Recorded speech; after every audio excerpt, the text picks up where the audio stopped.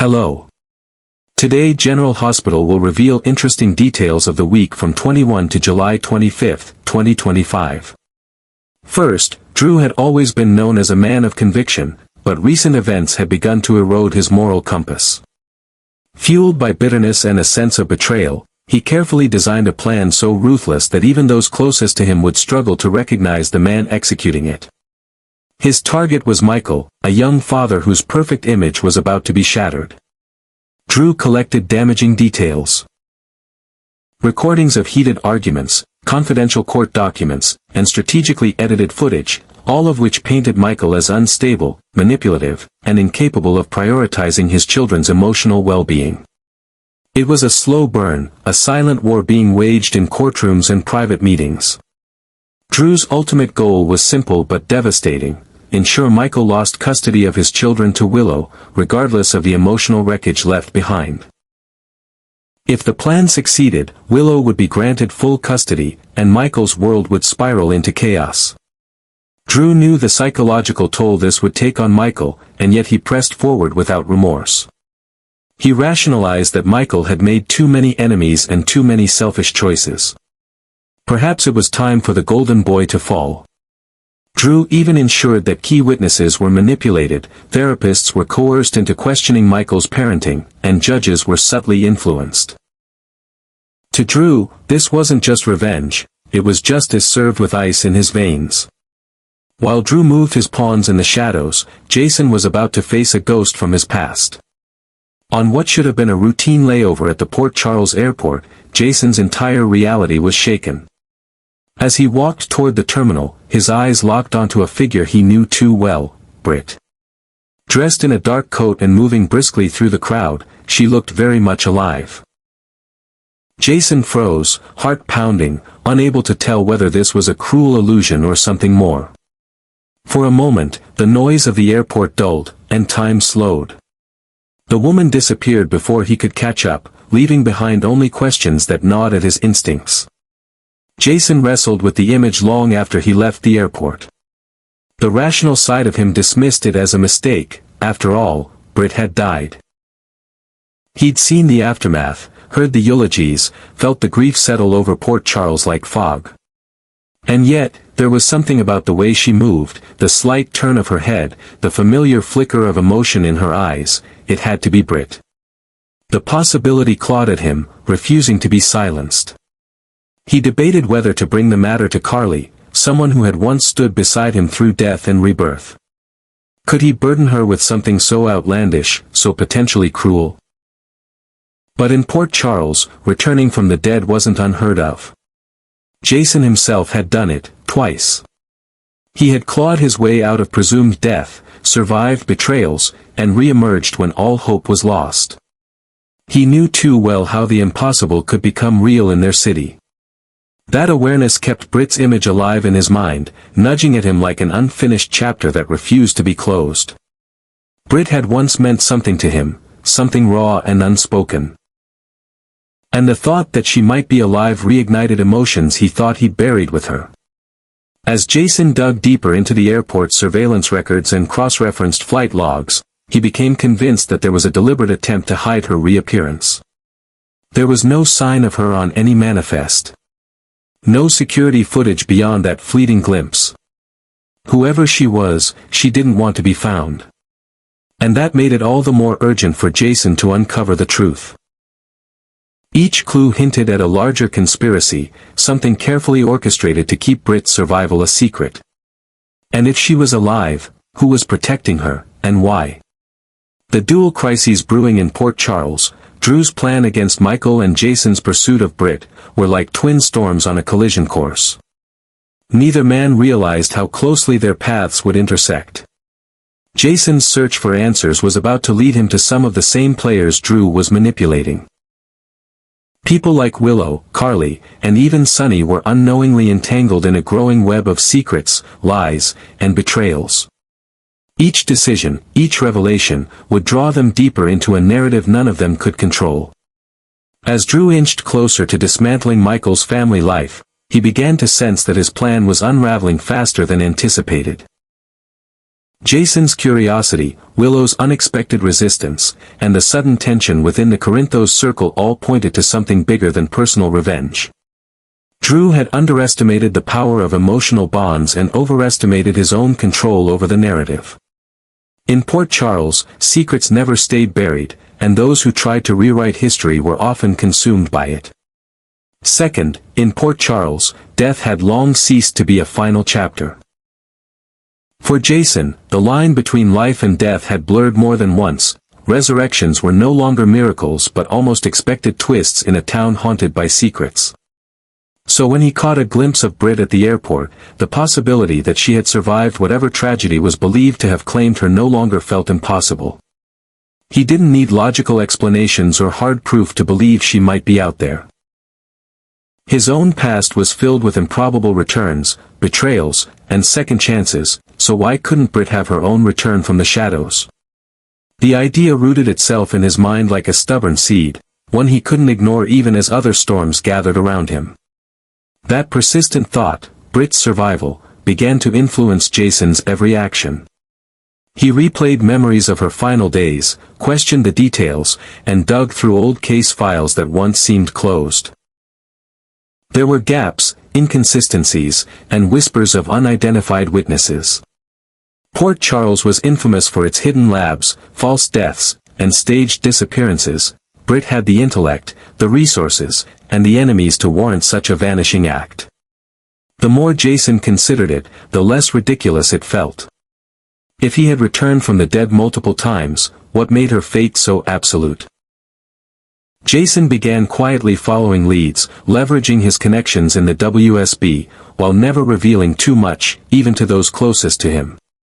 Yet no matter how consumed he became with Britt, Jason was still tied to Sonny and the dangerous tides of his criminal empire. He found himself pulled once more into Sonny's volatile orbit, where trust was transactional and loyalty was a fragile currency. Sonny was embroiled in a risky negotiation with Jen Sidwell, a man with international reach, shadowy allegiances, and a taste for chaos. Jason didn't trust Sidwell, and neither did Sonny, but Marco Rios's fate hung in the balance.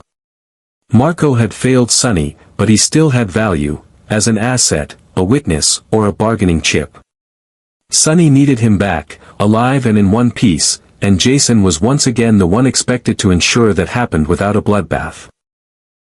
Jen Sidwell, however, wasn't the type to yield easily. His dealings with Sonny were tense and often laced with veiled threats. Though he pretended to entertain the idea of cooperating, Sidwell had his own agenda. He was a strategist, a puppet master who rarely showed his true hand. If freeing Marco served a larger game, then perhaps he would comply. But if it meant giving Sonny the upper hand, Sidwell would rather burn the entire operation down. Jason watched closely, wary of the power dynamic. Sidwell wasn't a typical adversary, he was methodical, patient, and vengeful. He didn't strike when provoked, he waited for the perfect moment to destroy. Marco's situation became more precarious by the day. Hints of his torture surfaced, rumors from encrypted channels and whispers passed through underworld informants. Jason knew time was slipping. But he also understood that Sidwell might be testing Sonny's desperation. Would Sonny offer more? Would he cave and make concessions that weakened his grip on the Corinthos empire? Jason feared that any deal made under pressure would come at a greater cost later. Meanwhile, Jason remained haunted by Britt, unsure whether her reappearance was connected to this larger chessboard, or if her survival was just another parallel thread threatening to unravel his composure. Whatever Sidwell ultimately decided, it was clear to Jason that the man's compliance came at a price. Even if Sonny got what he wanted, Sidwell would never forget that he had once been placed in a subservient position. That insult would fester like a wound, and Jason anticipated retaliation. The man was too calculating to forgive or forget.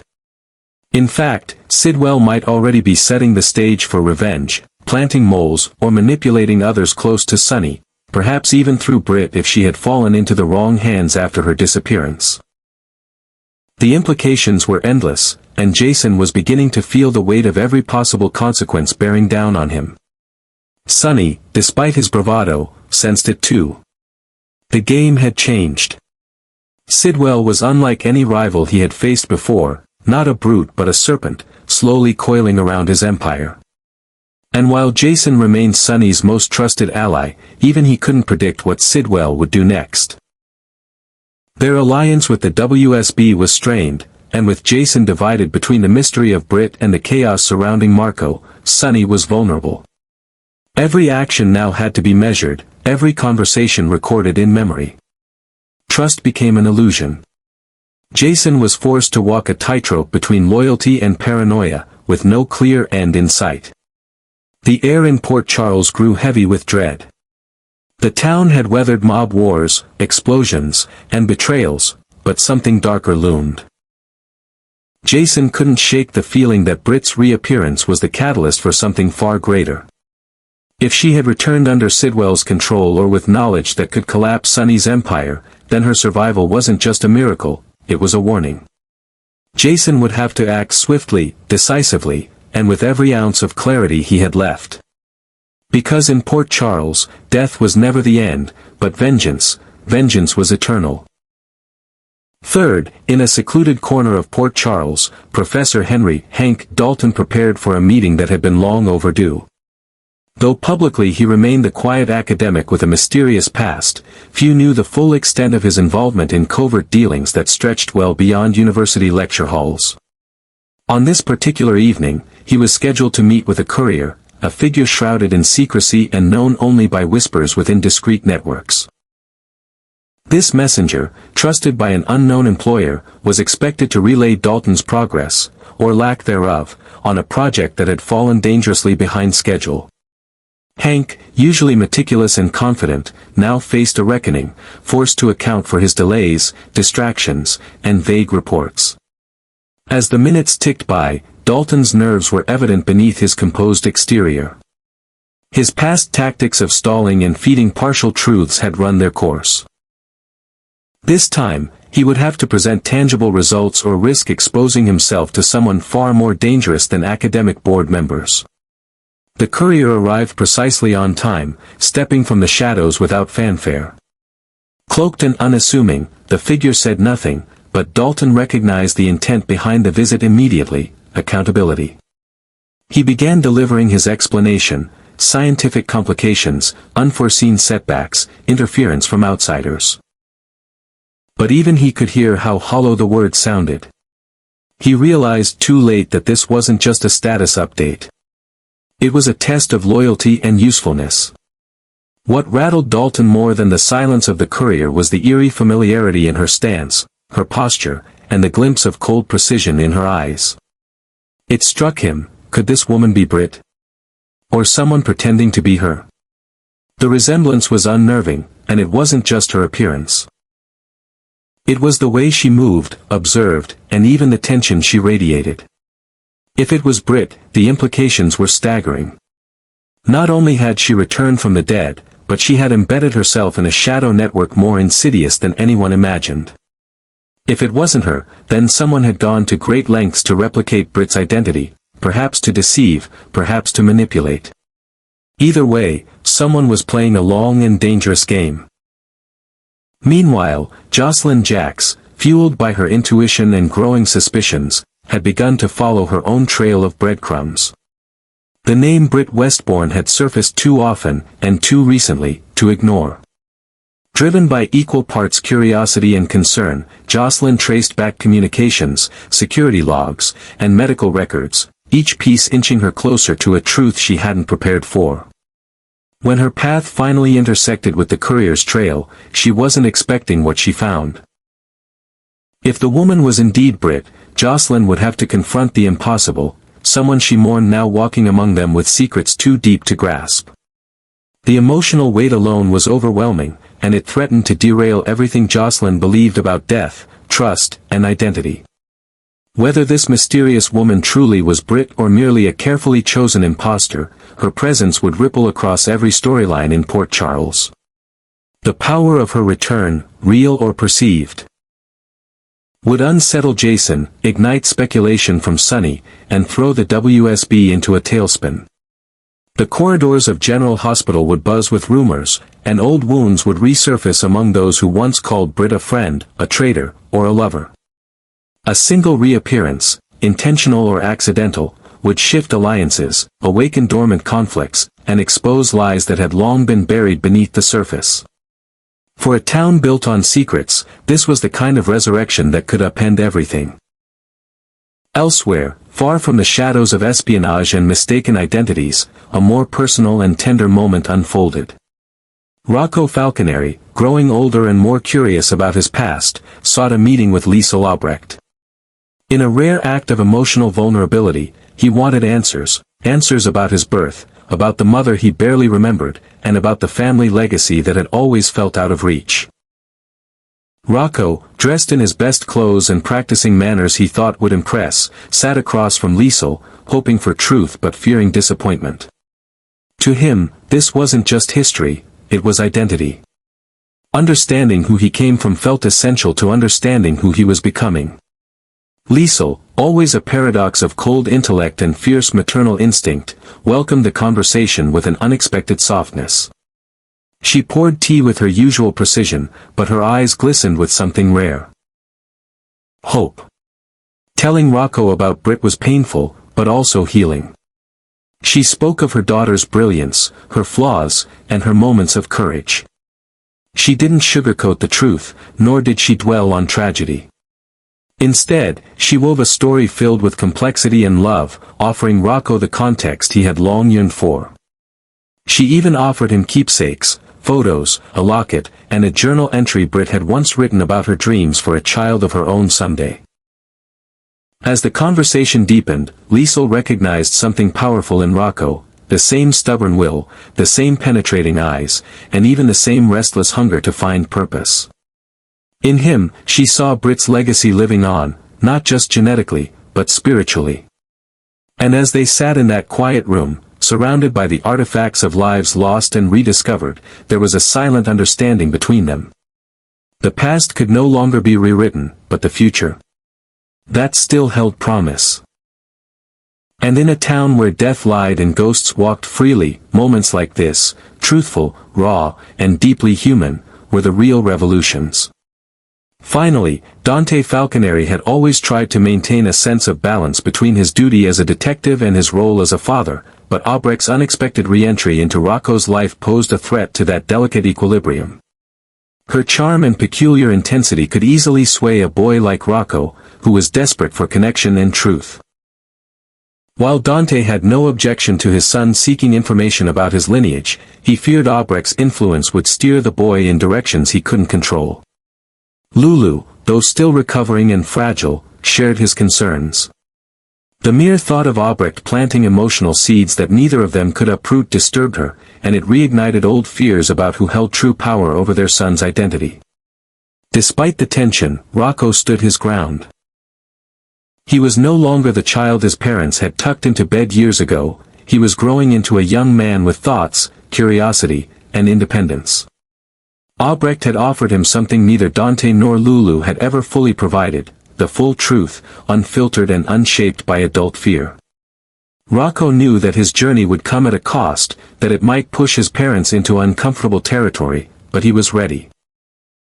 Determined to own his story, he decided that no matter the fallout, he would choose who he became, not who others wanted him to be. That resolve set the stage for inevitable conflict, as Dante and Lulu prepared to push back harder than ever. Meanwhile, Portia Robinson faced battles of her own, battles waged not just in her heart but within her very sense of self. The fractures in her marriage to Curtis Ashford were now too wide to ignore, and her once firm grip on their future was slipping fast. But Portia was not the kind of woman to surrender easily. Whether her next move was rooted in the hope of restoring what they had or in a desire to destroy the man who had betrayed her trust, she moved with calculated precision. Her every word, every gesture, every quiet decision reeked of strategy. Drew Kane's name kept surfacing in her mind, not just as a threat but as a possible piece in a larger chess game she was preparing to play. Isaiah Gannon, ever observant and emotionally available, had begun to occupy a space in Portia's life that was no longer professional or platonic. Their conversations lingered too long, their glances held too much weight, and the distance between their bodies was shrinking with every passing moment.